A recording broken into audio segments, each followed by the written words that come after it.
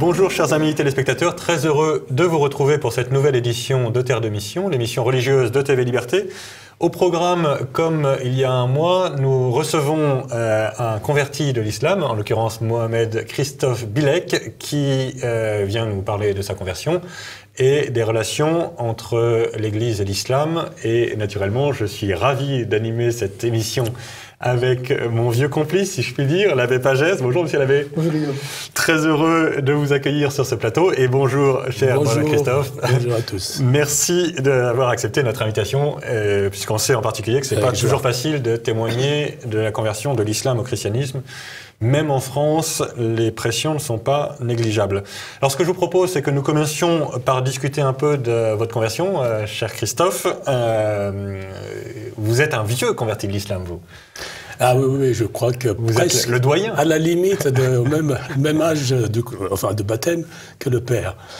Alors, je suis en tout cas baptisé depuis 1970, et auparavant, je n'ai pas pu l'être parce que je suis mineur, j'étais mineur, et que donc, sans l'autorisation des parents, on ne peut pas dans l'Église catholique être baptisé. Absolument.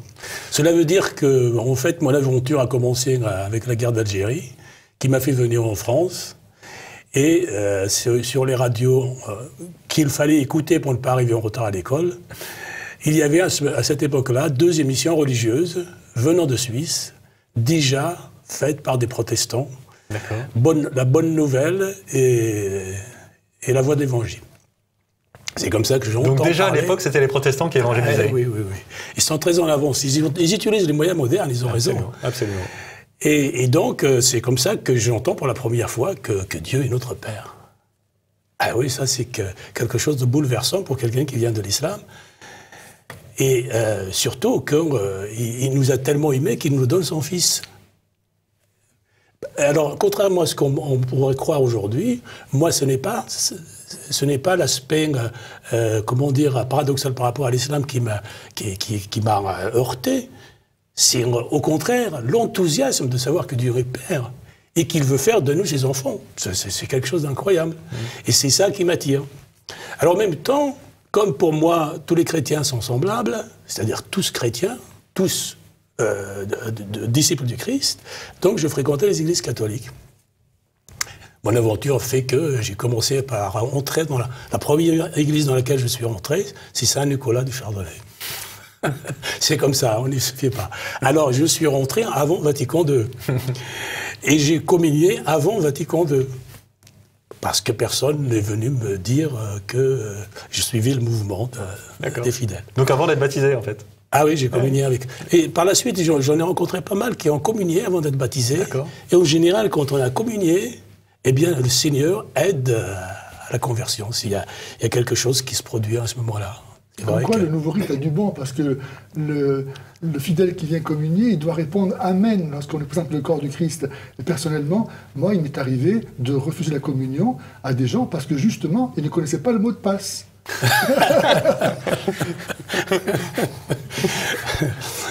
Ça sera après le Vatican III qu'on mettra ça au point, je crois. Quoi qu'il en soit, c'est déjà dans le nouveau rite. Alors, donc, j'ai fréquenté donc, par la radio et aussi par un échange épistolaire, puisque j'ai tout de suite écrit. Moi, ça m'intéressait. Mais quel âge à cette époque-là? Ça a commencé à l'âge de 12 ans. D'accord. Et donc, j'ai eu un catéchisme avec eux qui a duré 3 ans avant que je rencontre le pasteur qui est venu de Suisse, qui m'a rencontré, donc avec des signes pour se reconnaître dans le métro, et qui m'amène donc dans un quartier de Paris où il y avait quelques adultes déjà venus de l'islam auxquels ils faisaient un enseignement. Alors moi, ce qui m'a étonné, c'est qu'il n'est pas allé dans une église et il n'avait pas de soutane. Ah, c'est qu'à l'époque, il y avait des soutanes. Alors je lui pose la question après la réunion, et alors il m'explique, c'est la séparation entre les protestants et les catholiques. Mais comme je demandais plus d'explications que ça, pourquoi vous n'êtes pas ensemble, etc.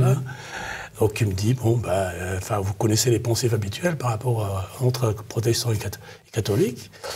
Alors j'ai retenu simplement le fait que les catholiques ne sont pas de bons chrétiens, de bons disciples de Christ. Et à l'époque, d'ailleurs c'est toujours vrai, j'ai une admiration énorme vers ceux qui, justement, dans l'Église catholique, ont donné leur vie totalement, notamment François d'Assise. J'ai rencontré dans un écolier avec une histoire comme ça, qui est traîné, un livre qui est traîné, et surtout s'intéresse de l'enfant Jésus. Donc, très vite, je me suis fait des amis chrétiens, plutôt dans le ciel que sur terre, parce que là, évidemment... Ils sont plus solides dans le ciel. Exactement. Et ils ne nous lâchent pas, en plus. Absolument. Puis eux, c'est la vraie Église. Absolument. Alors, c'est la question que j'ai... Ma réponse a été à ce pasteur, c'est « Saint François d'Assise n'est pas un bon chrétien ?» Comment il a répondu? Bien, il se trouve que il a pris la tangente, il a dit que c'était avant la séparation. D'accord. Alors, il s'intéresse à l'enfant Jésus, et je dis, est-ce que c'est une mauvaise chrétienne, elle, qui a donné à 15 ans pratiquement sa vie à Dieu? Bon, il ne savait pas trop m'expliquer, mais bon, il a dit non, mais ça ne veut pas dire que tous les catholiques sont... enfin bref. Donc on a continué quand même pendant 6 mois sur un centre qui était à Nogent-sur-Marne. Vous avez 12 ans alors? Alors non, c'est de 12 ans jusqu'à 15 ans, là, que cette histoire va donc se dérouler avec... Vos parents vous laissaient comme ça fréquenter des mécréants? C'était discret, bien sûr, c'était discret. D'ailleurs, une fois, mon père avait trouvé des images pieuses, etc. Donc il a commencé déjà, une croix, je crois, et il a commencé à me menacer. Mais la menace définitive, c'était en 67, plutôt la menace, c'est-à-dire la rupture définitive, c'était en 67, où j'ai déclaré que je voulais devenir chrétien, et que là, évidemment, j'ai reçu une tannée. À 15 ans, donc, c'est ça? 17 ans. 17 ans. 17 ans. Je suis très impressionné. À 15 ans, donc c'est la découverte de la séparation des catholiques et des protestants, et qui m'oriente vers les catholiques, parce que je ne pouvais pas me voir séparé d'un Saint-François, d'une Thérèse d'Avila, Saint-Bernard, etc. Très impressionné par la jeunesse que tu avais à ce moment-là, le courage, la force d'âme que tu as eu pour chercher la vérité comme ça, écouter la voix de Dieu. Je suis très impressionné. Mon père, il faut savoir que je venais d'un pays qui ne connaissait pas tout ce monde-là. C'était un univers terrible. Pas l'univers que je connaissais, il était terrible par le manque de tas de choses. Mais de découvrir... C'est-à-dire quel pays? Oui, l'Algérie. Et la Kabylie. En plus, en pleine guerre, on manquait de tout. On avait des rationnements en pleine opération jumelle. Je me souviens qu'il m'est arrivé de manger une espèce d'argile, quelque chose comme ça, tellement à un moment donné dans les choses. Enfin bref. Donc pour moi, j'allais d'émerveillement en émerveillement quand je découvrais le christianisme. Alors, cher Christophe, on va faire une pause et reprendre dans 1 minute.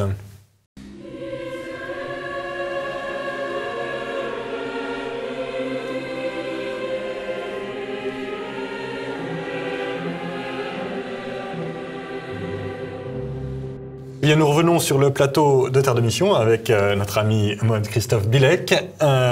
Donc nous étions en train de parler de votre conversion. On est en 67, vous avez donc 17 ans et vous annoncez que vous voulez devenir chrétien. Voilà, alors donc les choses commencent à mal se passer, ce qui aboutit qu'en 70, 3 ans après, je quitte la maison. Je voulais aller en direction des États-Unis, et en passant par le Havre pour prendre un bateau. Finalement, par le fait des rencontres, j'ai abouti à l'opposé, c'est-à-dire à Téhéran. Ah oui. En passant par Marseille, Nice, etc. Alors, donc c'est simplement pour aller vite, hein, mais cette expérience de ce voyage à l'époque des hippies, que, cher Guillaume, vous n'avez pas connu. Non, ça je n'ai pas connu. Je ne connaîtrai jamais. Peut-être le père. Un peu, oui. Bref, donc je reviens dans un état lamentable. Et pourquoi Téhéran? Parce que les circonstances ont fait qu'on devait aller jusqu'au Koweït, on a abouti au Koweït. Là-bas, votre conversion, vous auriez pu... Tout ça, c'est avant mon baptême, du moins. Bon. C'est avant mon baptême. En fait, je voulais quitter, j'ai quitté la maison pour aller là où il y avait la liberté. À l'époque, c'était avec le rock'n'roll, c'était les États-Unis. Donc je reviens dans un état tellement lamentable que je demande précipitamment. J'ai compris j'ai eu, je passe très vite là-dessus, mais j'ai eu une réelle vision où Dieu m'expliquait qu'il fallait mettre un petit peu un terme à cette à cette aventure parce qu'on m'a incité à fumer, etc. Bon, donc j'ai arrêté tout cela à Téhéran parce que on voulait même que j'aille plus loin. On était prêts. Jusqu'à Katmandou. Exactement. Exactement. Donc j'ai mis un terme là-bas. Et je suis revenu, j'ai été donc baptisé par un prêtre qui a défroqué dans la foulée. Donc il était embêté d'ailleurs que quelqu'un qui a 20 ans lui demande d'être baptisé. Enfin, il a fait les choses en règle, il a demandé à la vue d'un père blanc revenu d'Algérie, qui lui-même a donné donc son sentiment à l'évêque. Donc j'ai été baptisé en catimini dans la crypte de l'église avec cette personne. Voilà, et ensuite... Donc en 70. En 70. Et ensuite, je repars à nouveau de la maison. Donc, j'ai été un peu sur les instances de la famille, mais surtout aussi du prêtre ouvrier avec qui j'étais, à l'ouest de la France. Donc, j'ai accepté de retourner en Algérie. Là aussi, c'est un défi. J'ai souvent des défis, avec l'aide de Dieu que j'ai affronté. Et oui, je craignais de retourner parce qu'on ne sait jamais ce qui peut en arriver. Et finalement, l'islam, et surtout les musulmans, parce qu'il s'agit d'eux, l'islam c'est encore autre chose, mais les musulmans sont finalement, avec le recul, je trouve qu'ils n'ont pas la foi.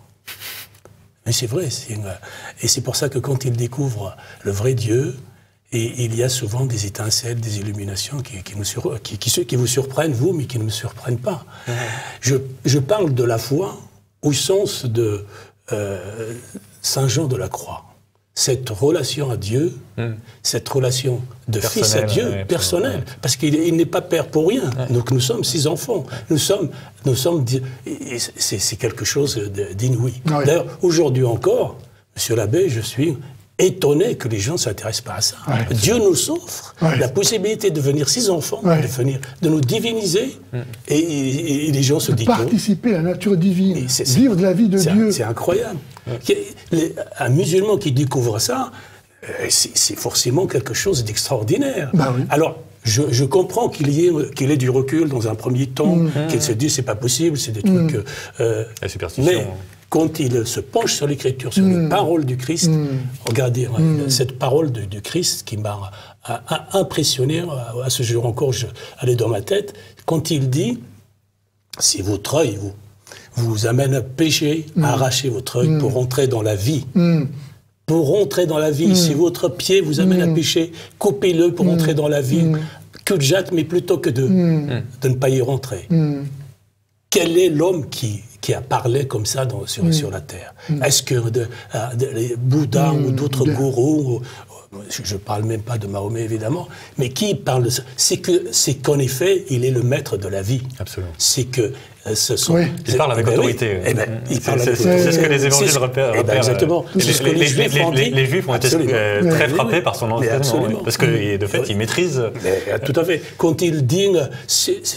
Quand je vous parle des choses de la terre, vous ne croyez pas, mais si je vous parlais des choses du ciel, comment vous allez me croire? On voit bien d'où il vient. Absolument. On sait d'où il vient. Donc, c'est pas la peine que j'aille plus loin. Les paroles du Christ m'ont suffi pour adhérer d'une adhésion totale et définitive. Alors, cher Christophe, puisque nous parlons d'Algérie, ça nous fait une très bonne transition pour la séquence à venir. Le christianisme en Algérie a eu les projecteurs récemment, avec les béatifications toutes fraîches des martyrs. Comme chrétien d'origine algérienne, ça vous enthousiasme, ça vous... Guillaume, en même temps qu'à vous, je voudrais poser la question au père Bépagès. Est-ce que je peux être catholique encore aujourd'hui, quitter l'islam et rentrer dans... Si c'était à refaire, je veux dire, est-ce que... parce que dans les conditions actuelles, écoutez bien, on a la même religion, on est sauvés quasiment. On a le même Jésus, la même Marie. Donc, oui, absolument. Et donc le même Dieu. Il semblerait qu'on prie le même Dieu. Alors, juste, chers amis téléspectateurs, pour que les choses soient bien claires, aucune personne autour de cette table ne pense qu'on a le même Dieu que les musulmans, parce que il faut jamais faire de deuxième degré quand on fait une émission. Il est très clair que ça n'est pas le même Dieu, et donc nous croyons au Dieu trinitaire. D'autant plus que le Coran règle la question. Absolument. Parce que dans la sourate 109, il me semble, ou 104, je ne sais plus, il dit, la sourate des mécréants, il dit, vous n'adorez pas la même chose que j'adore, vous n'êtes pas adorateur de la même chose que moi, et je ne suis pas adorateur de la même chose que vous. À vous, votre religion, à moi, ma religion. Et là, ce qui est intéressant de voir dans cette petite sourate, elle n'est pas très longue, il y a 5 versets, c'est que c'est le culte qu'on rend à Dieu qui décide de ce qu'on est. Parce que Dieu, personne ne le connaît. Bien sûr qu'il n'y a qu'un seul Dieu créateur, ça va de soi. Mais adorer le même Dieu, c'est donc, ça fait penser qu'il faut adorer. Est-ce qu'on adore de la même façon? Quand on voit que Caïn et Abel, qui à cette époque-là n'avaient qu'un seul Dieu, eh bien, Dieu a distingué entre les 2 offrandes qui lui ont été faites. Et Jésus dit à la Samaritaine, qui était donc un membre du peuple hérétique des Samaritains, vous adorez ce que vous ne connaissez pas, nous adorons ce que nous connaissons. Car le salut vient des Juifs, comme aujourd'hui le salut vient de l'Église. Et il dit que le Père veut des adorateurs en esprit et en vérité. Et ça, c'était justement ce que vous dites là, un verset qui était pris par le Père de Chergé, pour dire qu'en fait, la vraie religion, elle transcendait toutes les confessions. Et c'est pour ça que l'islam était aussi bien issu de l'Esprit de Dieu que le christianisme. Il y avait un seul vers. Le Père de Chergé, chers amis téléspectateurs, étant le supérieur des moines de Tibérine, qui donc vient d'être béatifié. Voilà. Et c'est ça qui répond à la question de Christophe. Est-ce qu'on peut être encore catholique aujourd'hui lorsqu'on voit que quelqu'un comme le Père de Chergé, qui niait la différence radicale, absolue entre l'islam et le christianisme, est béatifié? Est-ce que moi j'ai cette foi aujourd'hui? Est-ce que moi je crois, comme le Père de Chergé, qui m'a donné un exemple, que Dieu a inspiré Mahomet et a donné le Coran? Le Père de Chergé faisait sa Lectio Divina dans le Coran. Alors, nous allons reprendre cette conversation qui, évidemment, on rentre au cœur d'un débat très important et il faut qu'on ait un petit moment pour y travailler. Nous reprenons dans une seconde.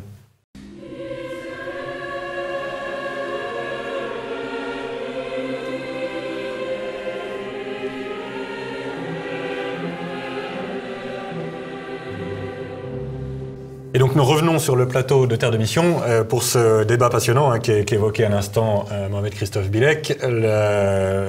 Que signifie cette béatification des moines de Tibérine qui contestaient la différence fondamentale entre Bible et Coran, entre Jésus et Mahomet? Est-ce que c'est la même religion? Donc évidemment la réponse est non, mais je pense, cher Christophe, que vous voyez quelque chose comme une islamisation de l'Église. Enfin, c'est un peu un mystère d'iniquité, mais l'obscurcissement du message évangélique. Quand on dit le mystère de l'iniquité, évidemment, ça veut dire qu'il y a quelqu'un derrière. C'est pas Dieu, évidemment. Hein, c'est l'antéchrist. Mais oui, c'est l'antéchrist. Et l'antéchrist, on sait aussi qui il préfigure et qui il figure. Absolument. Peut-être que ça vaut la peine de réinsister là-dessus. On le dit souvent sur ce plateau, mais Saint Jean dit très clairement, celui qui contestera la divinité du Christ, celui-là est l'antéchrist. Il est très clair donc que Mahomet est un antéchrist. On peut pas être catholique et ne pas croire que Mahomet, c'est pas le seul antéchrist, c'est pas l'antéchrist avec un L magique, mais c'est clairement une des figures de l'antéchrist et on ne peut pas lui obéir. Et donc en particulier, on ne peut pas croire qu'il soit inspiré de Dieu. Alors évidemment, ça me console de voir que vous êtes d'accord pour nous poser ces questions, parce qu'évidemment, elles sont importantes pour vous, mais pour nous, elles sont cruciales. Ouais. Comment est-ce que, venant de l'islam, découvrons le christianisme, voyons que ça n'a rien à voir, encore une fois, que le Christ est vraiment le vrai Dieu qui vient du Père, il n'y en a pas d'autre. Il n'y a qu'une seule voie pour aller... Il n'y a qu'un nom qui puisse vous sauver. Et oui, il n'y a que ce nom, c'est la seule voie qui mène vers le Père. Bref, donc cette question, il faut que ceux qui nous écoutent imaginent un petit peu notre désarroi, c'est de rencontrer des gens qui aujourd'hui nous disent: mais nous avons le même Dieu. Mais Jésus-Christ et Marie, on peut les prier tous ensemble. Vous voyez, donc vous connaissez aussi cette histoire à l'Annonciation, où les musulmans, c'est surtout d'ailleurs, elle est venue du Liban, mais c'est surtout en France que ça a pris. Ouais, donc les musulmans et les chrétiens, les catholiques surtout, prient ensemble Marie. Comment peut-on prier Marie ensemble? Alors évidemment, parce que tout simplement, voilà, j'ai là une lettre, et je vais juste lire le passage où le Saint-Père dit: nous sommes heureux que cette célébration, en parlant de la béatification, puisse se vivre dans un sanctuaire dédié à la Vierge Marie, qui est particulièrement présente dans nos deux traditions religieuses. C'est pas la même Vierge. Bien sûr que le Coran parle de Mariam, et que ce nom-là, en arabe chrétien ou en arabe musulman, c'est le même prénom. Mais nous, c'est Marie, la mère de Jésus. Mère de Dieu. Et mère de Dieu, absolument. C'est ça. Et surtout, par ailleurs, la tradition nous le dit, Allah a couché en présence de Joseph. Il y a eu les bergers, c'est dans un lieu bien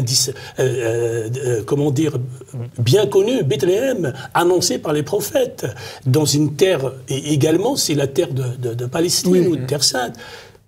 Et dans le Coran, on parle d'une vierge qui va accoucher sous un palmier et qui, pour sa défense... Qui est la sœur de Moïse et Aaron. Alors, absolument. Oui. Quand elle va pour présenter son enfant, on lui dit « Oh, sœur d'Aaron, votre père n'était pas comme ça. » Et le père, c'est qui? C'est Imram.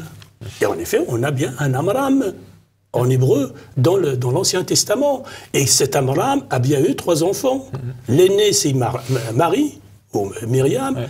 Et puis il y a eu Aaron, il y a eu Moïse. Et donc, comment 12 siècles minimum, parce que certains parlent de 14 siècles, séparent les deux.